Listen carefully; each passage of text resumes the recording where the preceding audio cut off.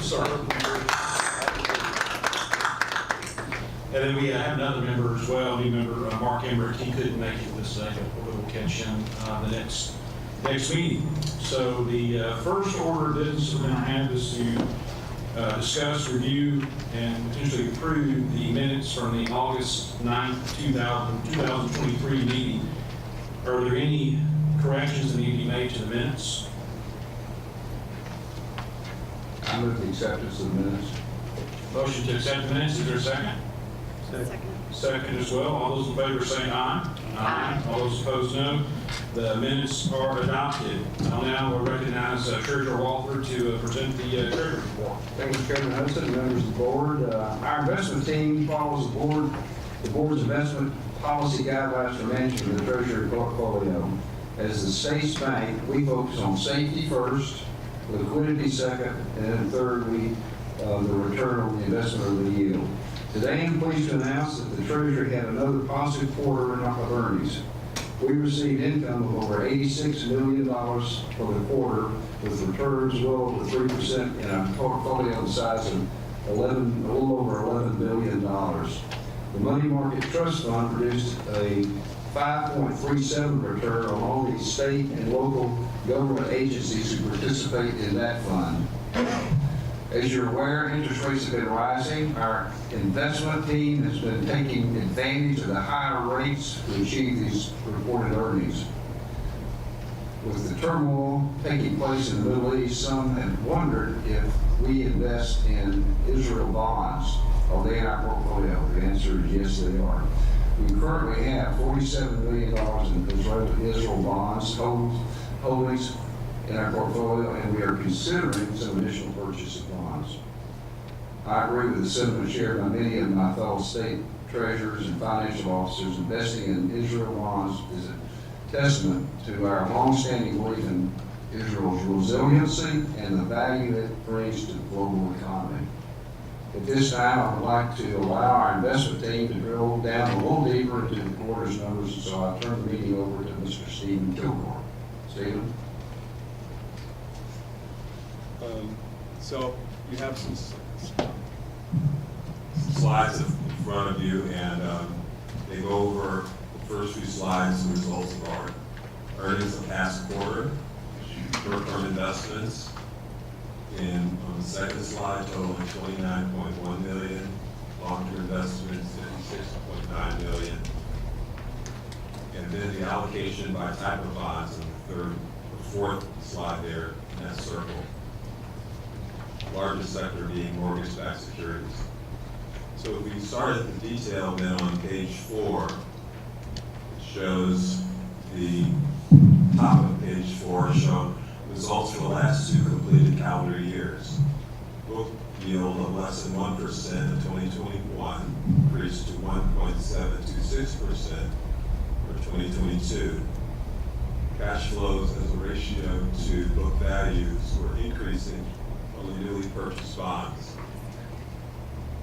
Meanwhile, the market value on previously held bonds fell as interest rates were increasing.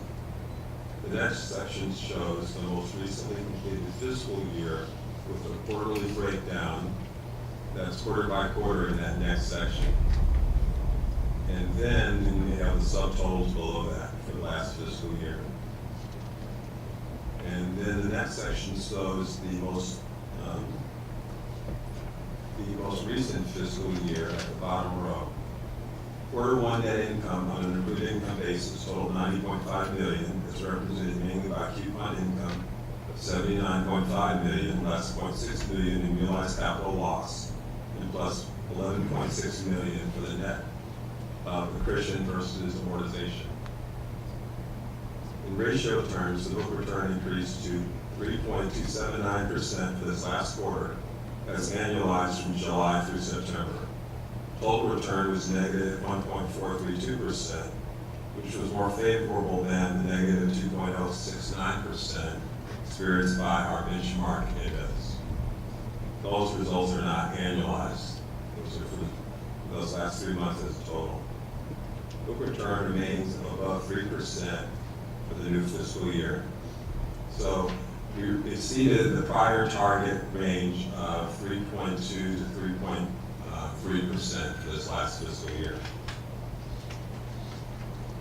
Then the next page shows in a graph our rates of return as compared to what's been available in the market over these past few years, with Treasury rates going from 3-month, 1 year to 10-year, increasing over this time, and our rate of return in blue shown alongside it.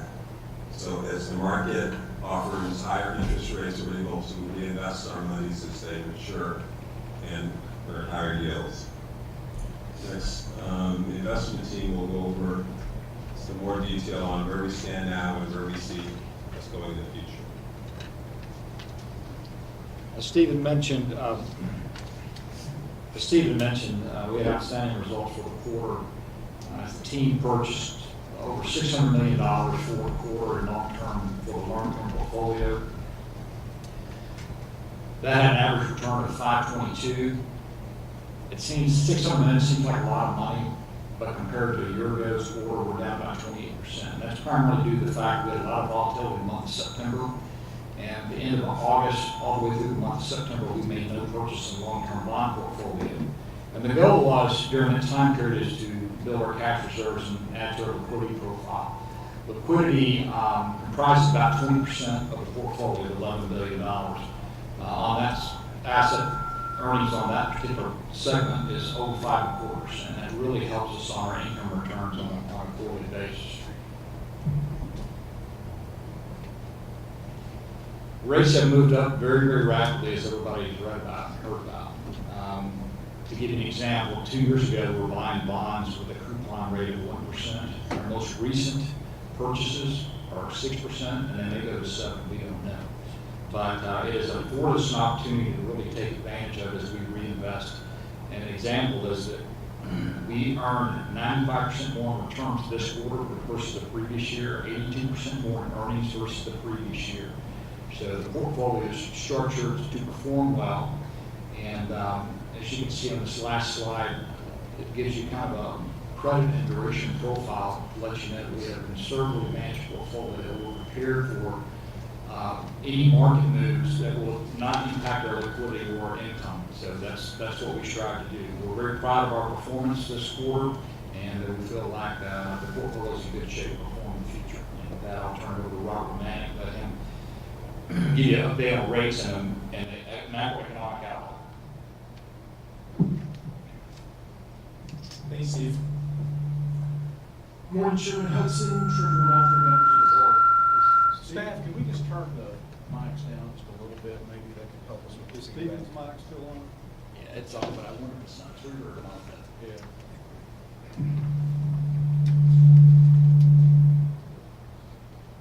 Just turn it on.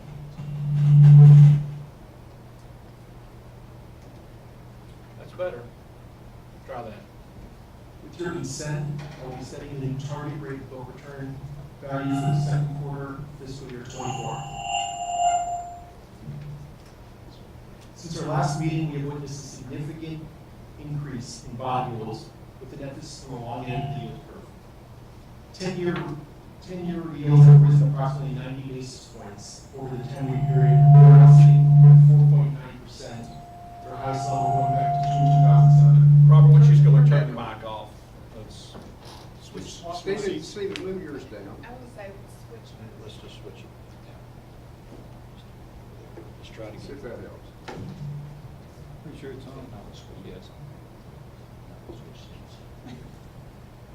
Let's start from the beginning. Since our last meeting, we have witnessed a significant increase. I think so. Too close to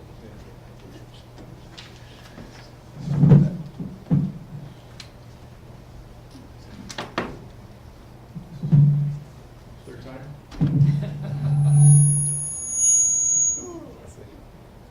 Say it's Robert. Since our, Just turn it on. Yeah, just turn it off. Yeah. project. Okay. Since our last meeting, we have witnessed a significant increase in bond yields with an emphasis on the long end of the yield curve. 10-year yields have risen approximately 90 basis points over the 10-week period and are now sitting at 4.9%, their highest level going back to June 2007. Several drivers are behind this move, including a recalibration of the FOMC's forward rate projection on interest rates, continued strength in new job creation, historically low unemployment, and increased supply of new coupon Treasury debt issuance to address a widening Treasury deficit. But perhaps the largest driver of this increase has been stubbornly elevated inflation as measured by CPI, which most recently has reflected a slower pace of disinflation. With inflation holding well above the Fed's policy objective of 2%, the market is forced to reassess the potential for a higher risk, or a higher inflation risk premium and higher fair value trading range for the benchmark 10-year Treasury note. While it appears a near certainty the Fed funds rate will remain unchanged at the upcoming meeting on November 1st, it's far less certain what decision will be made when Federal Reserve members meet in December, which continues to fan market volatility, as does the geopolitical risk stemming from the war in Gaza. Communication from FOMC members suggests the end of a rate hiking campaign is near, and many market investors believe it may already be here. However, if the Fed is adhering to a data-dependent policy approach, as they have stated, then the recent number of indicators pointing toward a resilient economy cannot be overlooked. This paves the path for a potentially higher terminal Fed funds range. We therefore are proposing to modestly increase the target rate of book return value for the October through December period from a range of 3.2 to 3.3% to a new range of 3.25 to 3.35%. Thank you, Mr. Chairman. Thank you. Let's try this and see. Do I hear a motion to set the target rate of book return for the October through December quarterly period from a range of 3.2% to 3.3% to the new range of 3.25% to 3.35%?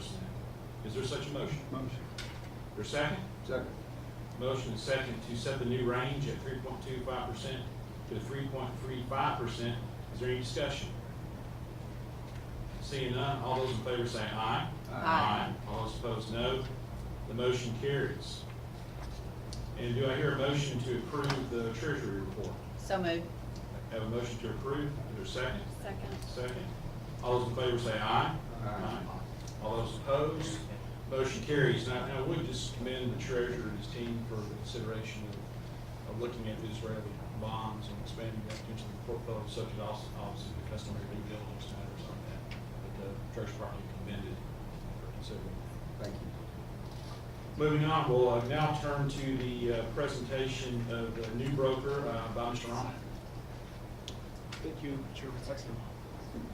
Through industry consolidation, several of our sales and trading professionals we do business with have moved to the firm KeyBank. These are industry experts that the Treasury has done business with going back to 2019. We're asking for board approval to add KeyBank to the approved broker list. Okay, do I hear a motion to approve this new broker? Mr. Chair, I have a question real quick. Do you mind? Yes, Robert, did you say where they're from? Oh, where they came from before? Wait, no, where this firm is headquartered. Yeah, Okay, Cleveland is okay. exactly. Okay. And they've been around for a while? A long time, yes. Okay, thank you. Thank you, Mr. Chair. Yes, ma'am. Any other questions? Seeing none, do I have a motion to approve? So moved. Second? Second. Second. All those in favor say aye. Aye. All those opposed, no. The motion passes. We'll now turn to our customary quarterly motions, copies we've provided to the members of the board prior to the meeting. First one is as chairman of the State Board of Finance, I make a motion to the board that no funds are available for deposit in the State Board of Finance Certificate of Deposit Program. Need a second to my motion, is there one? Second. Thank you, ma'am. Any opposed? All in favor say aye. Aye. All those opposed? Motion passes. As chairman of the State Board of Finance, I make a motion the board direct the treasurer of the state to purchase warrants for the succeeding quarter, January 1st, 2024 through March 31st, 2024, pursuant to Act 1088 of 2013, to keep reasonable amounts in demand deposits and money markets through the next quarter for transaction of day-to-day activities. Need a second to my motion. Second. Second from Treasurer Walker. All those in favor say aye. Aye. All those opposed, the motion passes. Now we're going to turn to the Employee Benefits Division portion of the meeting. Recognize Grant Wallace, Director of EPD, come forward.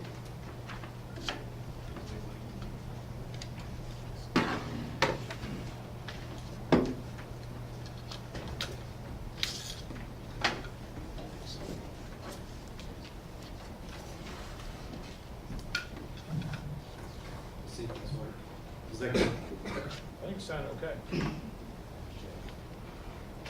Good morning, State Board of Finance members. We will start off with the formulary. This includes the recommendations that have been approved by the advisory commissions for August, September, and October.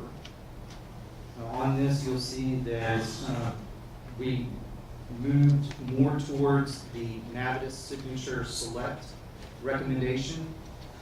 And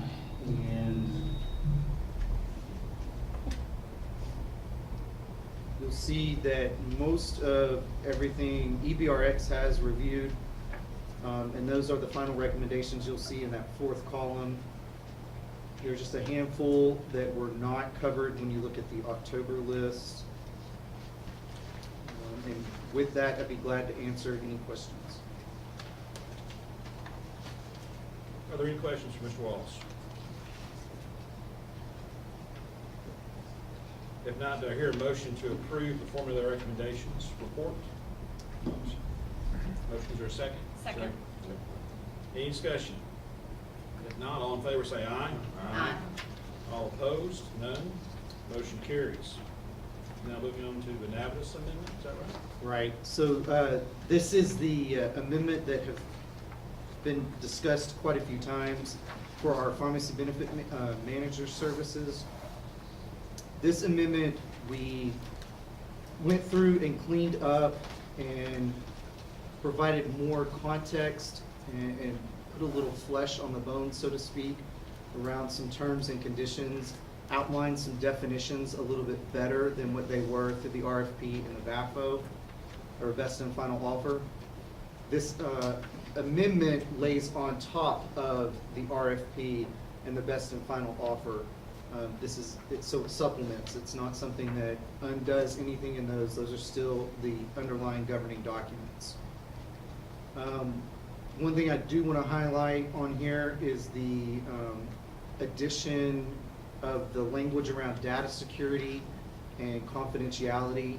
We really beefed those up to get more current language than what was included in the standard language of our state RFP process. With that, I'd be glad to answer any questions. Grant, does this require legislative approval? Yes, sir. It will have to get. Do you have it yet, or is it, you'll submit it to them after we Right. assuming we approve it? The next step is to take it to AOC after you all approve it. Could you describe briefly any of the controversial issues that you expect to So none of cover over there? the, Because this has got a lot of people watching. yes, and none of the controversial issues are addressed in this document. The biggest thing is the pharmacy rebates, reimbursement rebates to them. And that really is gonna have to be a conversation that AOC has and gives us some guidance on where they would like to see that go. So, but that's a different contract. That would be a different conversation. Right, thank you. Any other questions?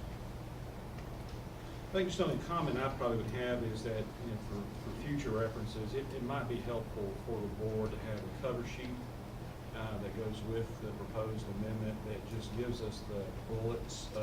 Here are the substantive areas that might have been modified by an amendment, but helps us focus our attention so that we can make sure that we read it thoroughly. Will do. Okay. All right, do I hear a motion to approve the Navitas amendment? Motion. Motion by Alderman Odom, thank you, sir. Is there a second? Second. Second by Ms. Fiskin, Secretary Fiskin. Is there any discussion? Seeing none, all in favor say aye. Aye. Any opposed? Motion carries.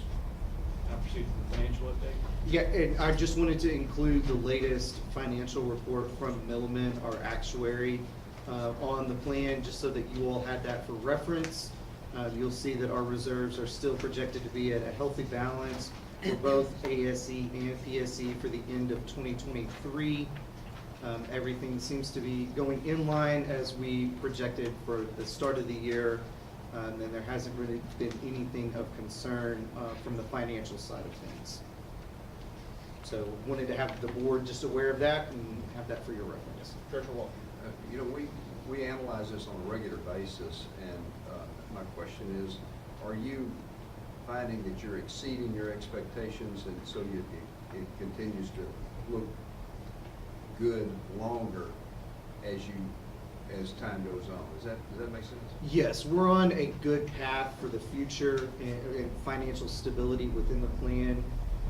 We really are looking at kind of that, we're staying on track with the 5-year cost-sharing objectives that we were trying to get, and the reserves are trending and to allow us to achieve those objectives. So everything is still looking very healthy at this point. That's good news. Any other questions for Director Wallace? Thank you, sir. Thank you. Is there any other business that needs to come before the board? Seeing no other business, we stand adjourned. Bless you. Yeah, found time. Let's go to brief. Show them about it back. Exactly.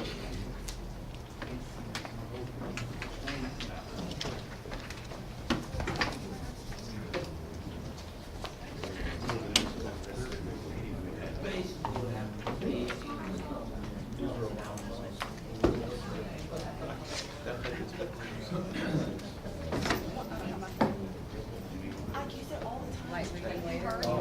Hey, we joke about it, we're like, oh my gosh, we like.